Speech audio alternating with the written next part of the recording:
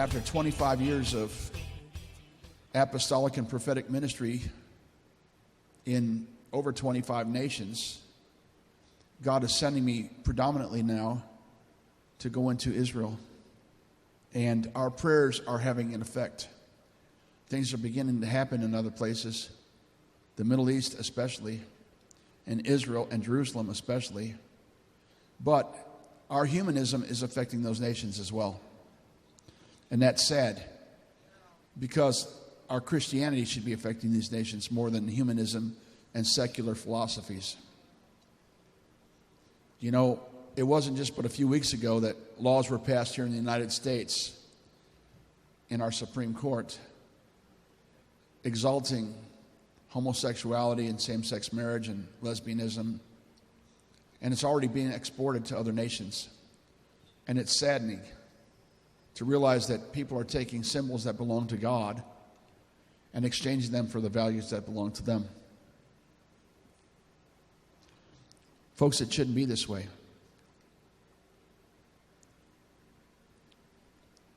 We're being called upon by God to be faithful witnesses, to be faithful and true witnesses, just like He's faithful and true to us. And in a few minutes, I'm going to share something that is important. It's important to me. It should be important to you. God called me over 25 years ago and began to reveal to me a heritage that I didn't even know existed. And since then, He's put a love in my heart for a people that I never knew. And there are people here tonight because either someone told them that there's a word of the Lord here, or because you heard that there's a prophet in the house, or because you yourself know that there is. But the reality is that I don't want anybody following a prophet. I want us to be following Jesus. And if He goes to the other side, I'm going to the other side. You know, we have famous songs that said, if He goes to the left, I'll go to the left. If He goes to the right, I'll go to the right. And it's fun to sing it, and it's fun to do it. But there's a reality in there. If He says we're crossing over, we're crossing over. If He says to stop, we stop. If He says to go, we go. And that's being led by the Spirit. Paul actually says in Romans, for as many as are led by the Spirit of God, these are the sons of God. And what it really means in the Greek is that those that are continuously following after Him are His. And there's a difference between being led by the Spirit and being driven by religion. Anybody know what I'm talking about? You know, just a few days ago, I was in Jerusalem, and something was in my heart to do. But as I prayed about it, I just felt like maybe the enemy was driving me to try and do something rather than the Spirit of God leading me to do something. And so I just began to pray, God, I want to be led by your Spirit. You know, it's one thing to be called upon by God to be used mightily to do something.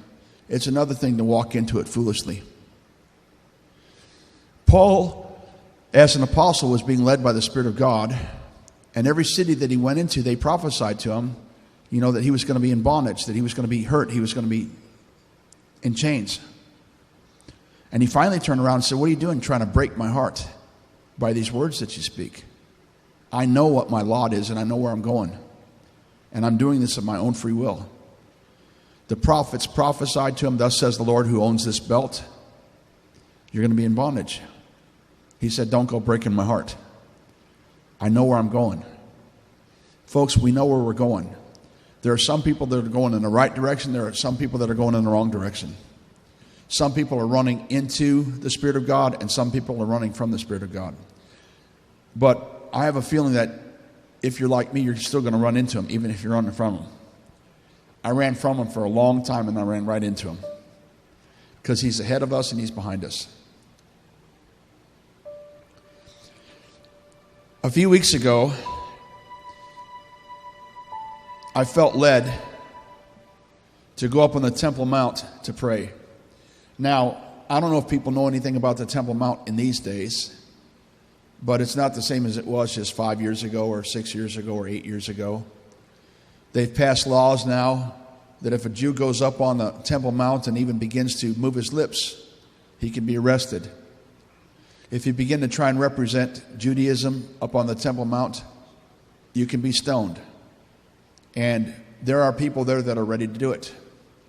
When I came back in February, if anybody watched our television program that we did in February, Stepping into the Future, Israel Now, I had prophesied that it was going to snow as a sign that God was pleased that the work that we did and the prayers that we prayed were successful. We had 5.5 inches of snow on the day that I did the TV program. Weathermen didn't predict it. Nobody saw it coming. But God is so great that he didn't just allow it to snow in Jerusalem, 5.5 inches of snow on that day, on February 20th, yeah. He allowed it to snow also in Kurdistan, where I'd just been, and in Mosul, where I'd just been, and in Erbil, where I'd just been. This is all in Iraq. And so all the places that I just prophesied in the Middle East, it snowed. Are you guys hearing me? This is desert. It didn't snow a flake. It snowed 5.5 inches. Lord, I don't think they're getting this.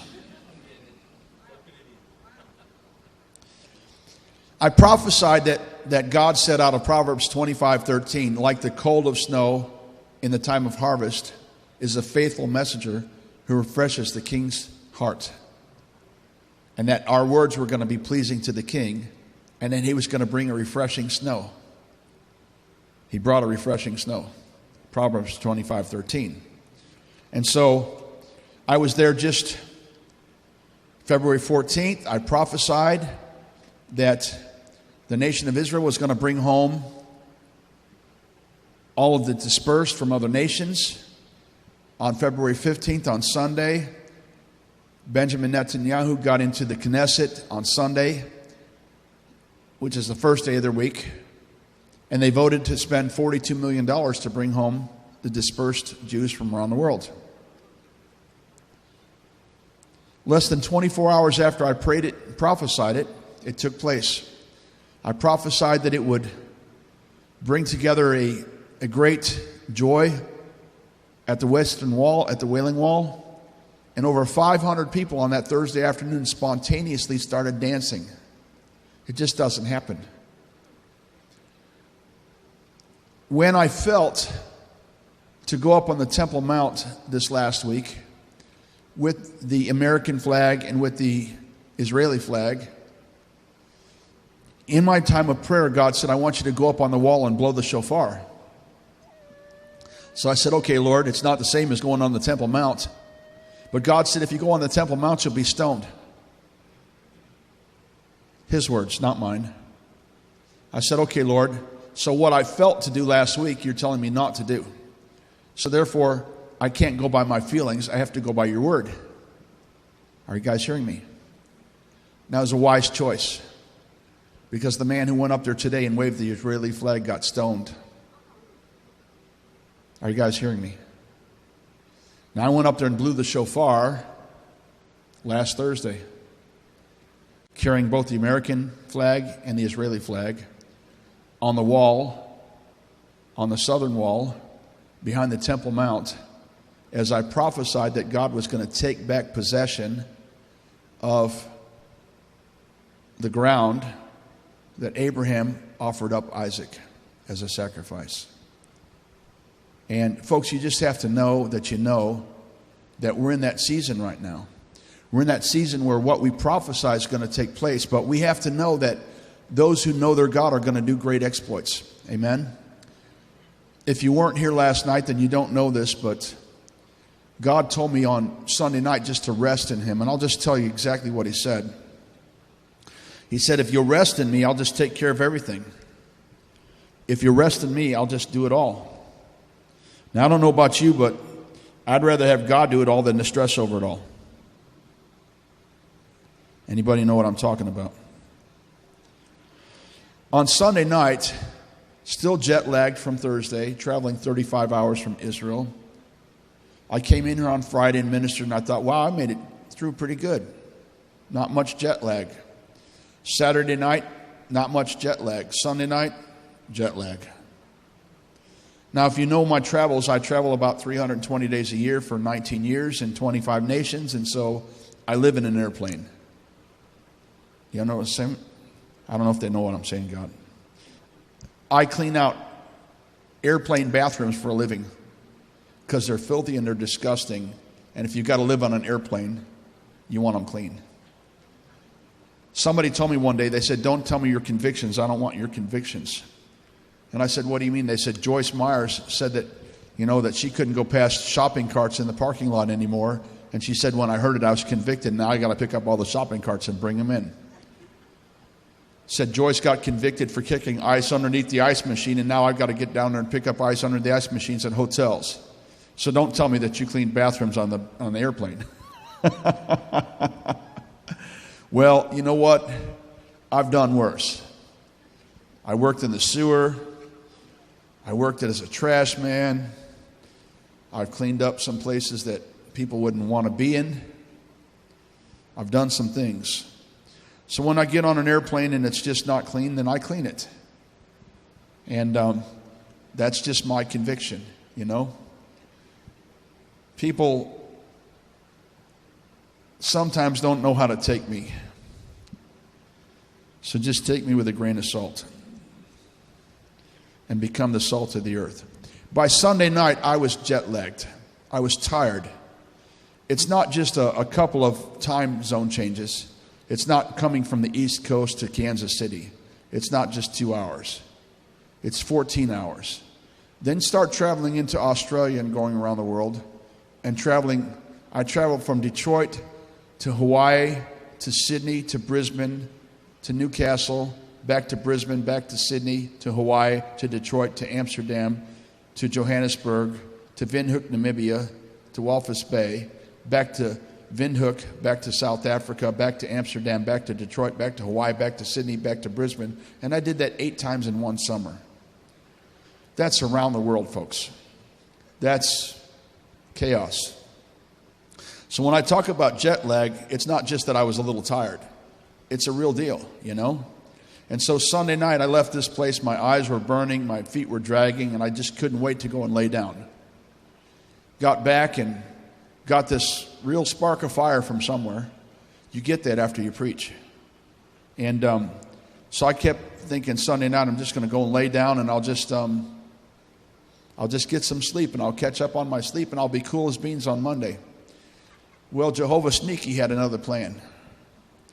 I got there back to the house on Sunday night, and no, I don't live here, but I do kind of sometimes. And I got back to the house that I was staying at, and when I got there, I got this new wind of energy. So I finally laid down with my eyes blurry, my heart feeling wiped out, and at 5 o'clock in the morning, I shut off my phone, and I said, I'm going to sleep. I just got nestled in that nice, cool bed, just laid my head on the pillow when I heard this familiar voice that said, son, do you love me? Now, you know what? Most people spend their whole life waiting to hear those words, son, do you love me? But when you're wiped out and you're exhausted and all you want to do is sleep and you hear those words, your heart will do one of two things. It'll leap or it'll sink. My heart began to sink because I knew I was getting ready to have a long conversation with God. Because, he talks about as much as I do. So when he said, son, do you love me? Like Peter, I can only answer one thing. Lord, you know I do. And this was my conversation with God. I'm sharing this because somebody here needs to hear this. He said, son, do you love me? I said, Lord, you know that I do. He said, do my works. I replied, Lord, what are your works? He said, they are they which testify of me. And I said, yes, Lord. I ask again, will you show me? I heard him say 1 Corinthians 3:16 to begin with. So upon opening the word, I discovered this. Do you not know that you are the temple of God and that the Spirit of God dwells in you? I asked, why are you telling me this? Have I defiled the temple, Lord? He said, you ask, but you don't listen. Now, folks, I got to tell you something. I'm a guy that prides myself on listening to God's voice. But he's saying, you're asking me, but you're not listening. And I said, what am I missing? He said, you belong to me. I then saw a silver set of both wedding and engagement rings. I asked, what are these for? He replied, put them on. He said, if we are to be one, then let's run. Separate yourself to me for 9 days, and I will transform you and the ministry I've entrusted to you, and we will do the first works together. I asked, what are the first works? He replied, don't you know? Come on, guys, don't you know? What are the first works?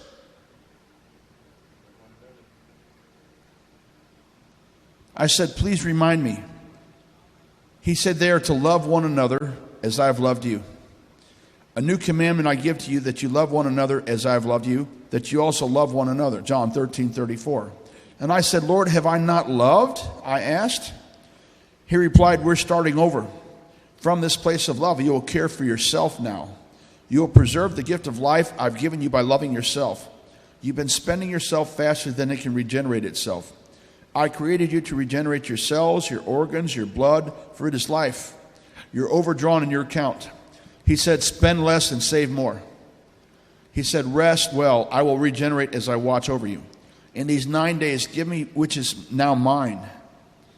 I shall teach you a new truth from an ancient path that will instill fear in the enemy, truth from within as I move into my temple once more, where you will see answered prayers, increased faith, new dimensions of hope, and a cleansed body that will result in a rejuvenated state of well-being. Remember, it starts now. I will replenish, restore, require, and release you into your God-given destiny and your scroll assignments. Are you ready? And I said, I am. He said, well, let's record the ride. It'll be worth it as I redirect the body into a heavenly realm and position of authority. No longer will you be robbed and days shortened by, but I shall extend your life even as I extend my rod, my scepter, and my dream for you and your family. For I have loved you with an everlasting love, and now you shall display it to all I send you to. They will require more of you, but now it shall come from me.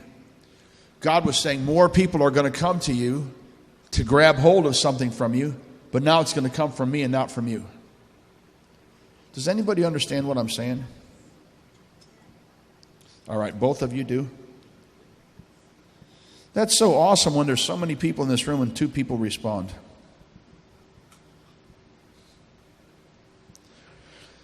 I said all that to say this because God knows what's about to take place in this realm of the Spirit. So when I laid down on the floor last night and turned off the lights in this place and I began to prophesy and sing to people, how many of you were here last night and enjoyed that? We had an incredible breakthrough in praise and worship, dancing, tambourines, banners. Everything was going all at one time. It was beautiful. And then we went into this very secret place, and then we turned off the lights, and then I laid on the floor and I just prophesied. Now, I'm sure that for people that were having the lights turned off, it was a little bit dark in here. But I loved it because I was in the secret place where I live with my daddy, you know? And people want to know, how do you hear from God? That's how you hear from God. And so people want to know, well, what's he going to sound like? He's going to sound exactly like you, only different. Because you know when you're rebuking or getting rebuked that you're not rebuking yourself. Come on. How many of you wake up each day and then rebuke yourself? When God's speaking, you know his voice is different. Amen? Either that or I'm schizophrenic and so am I. So you got to know that his voice is different. His voice is telling you things that you don't want to do, telling you things that you didn't know, but he sounds exactly like your voice. People say, well, I want to know, and I could go by my feelings. There's things that I feel like I'm supposed to do, but I can't go by my feelings. You know why? Because I can't trust them. I have to be led by his Spirit. And there are times when his Spirit's going to lead you to do things that you don't want to do.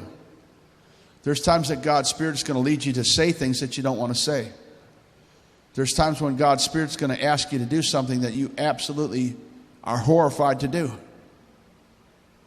But Those are the ways that I know that it's God.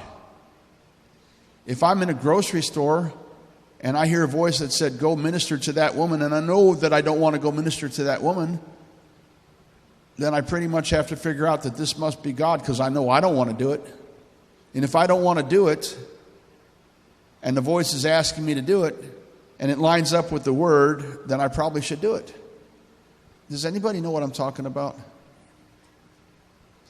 There are so many people that come to church that absolutely live in fear. You live in fear, you live in anxiety, you live in rejection, and you don't even know it. And so, I'm not much different than anybody else. I grew up with rejection, fear, anxiety. I grew up with murder. I grew up with things in my heart that they're too dark to tell. I did things in my life that are too dark to tell. Most people that know me know most of my testimony, but there's nobody that knows all of it. There are things that I've never told anybody. There are things that took place in my life that happened to me that I don't share with anybody. And God is our source. He's going to take care of us. He's leading us to cross over to the other side. And we need to understand prophetically what the scriptures mean when he said, let us get in the boat and go over to the other side. It was at that time that the tempestuous winds and the tumultuous waves began to rise up. It was in his crossing over to the other side that he was telling us that we're going to cross over to Israel now, and a storm is going to come against you while you're trying to do what he's calling you to do, which for most people is going to cause them to turn around and go another way. That's not what he wants you to do. If he tells you to get in the boat and go to the other side, he means get in the boat and go to the other side. Don't back away because you see a storm.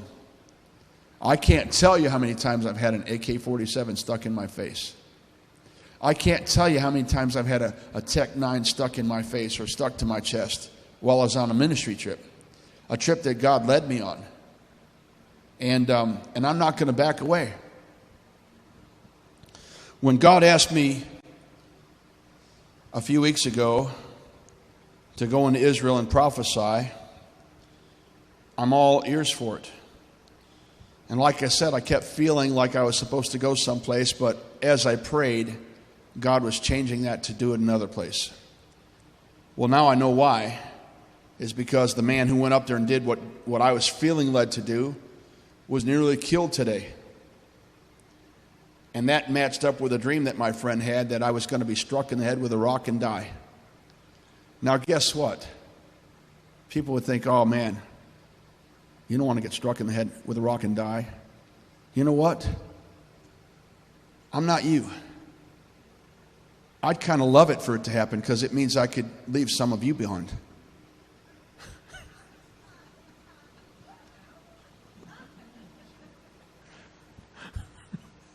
I got one person in here with my sense of humor. No, I actually want to go and spend some time with him. I'd like to spend more time with him than with any of you. And I love you guys.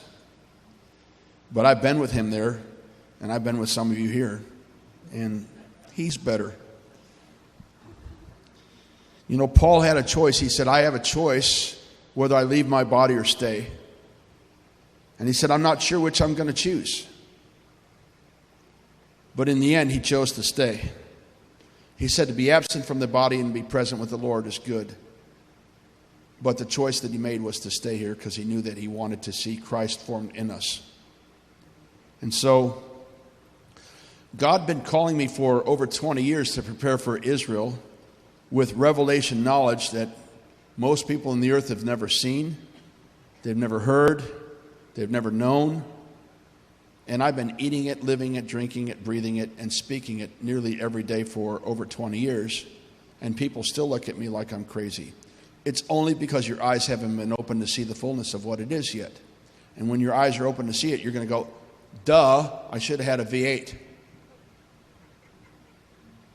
Do you know that God, He can do things that you think He can't do? When I was in the Congo in Africa, I met up with a man who's story was probably the worst that I'd ever heard. And that was that his wife and he were both kidnapped. They kidnapped him and they kidnapped his wife, and they took him one place and they took his wife another. And then they told him that they would reunite him with his wife if he would just make one small adjustment in his life. And that is to quit preaching the gospel on television. And he said, I will not quit preaching the gospel on television. And they said, okay, we're going to unite you with your wife. He said, I thought you said that you would not unite me with my wife unless I said I was not going to preach the gospel on television. And yet I tell you I'm going to preach the gospel on television, and you say you're going to unite me with my wife. And they said, yeah, it's for your last time to see her. So he thought, all right, at least I'll get to see my wife. And he gets there, and they've dug a 6-foot-long hole, 6 feet deep, with the dirt piled up on one side. And this is a bit graphic, but I'm just going to say it because it's truth. We need to have a little bit more truth in our lives rather than, shielding our face from it and thinking that it doesn't exist. They proceeded to rape his wife in front of him. When they were through raping his wife, I think 7 or 8 guys raped her. When they were through raping her, they doused her with gasoline, lit her on fire, and kicked her into the plot that they just dug for her to be buried in. And while she was still screaming in torment, they started throwing the dirt on her while she was alive, and they buried her. My friend stood there weeping, thinking, should I renounce Jesus and quit preaching the gospel? Should I have saved my wife? What should I have done? But his conviction was to preach the gospel, and he knew that his wife being martyred was going to be a better resurrection for her. And so after she was buried alive, raped, burned, he fled the country and vowed he would never go back to Congo. Well, I met him in Zambia, and when I met him in Zambia, the Garanja weed people in the DRC were having a field day, the rebels were, cutting the hands off of children, lopping the breast off of women, cutting the heads off of women so that they couldn't reproduce children. And if the children refused to go and collect the blood diamonds, then they would cut their hands off so that they could not rebel against them later. Folks, this is life in Africa. You think that you've got it bad in America, you just haven't really traveled in other places yet. In Africa, they have a saying called TIA. It means this is Africa. It means this is what happens. It means this is the way that it is. But it doesn't have to be that way. We've been given a mandate to change whole continents and whole nations.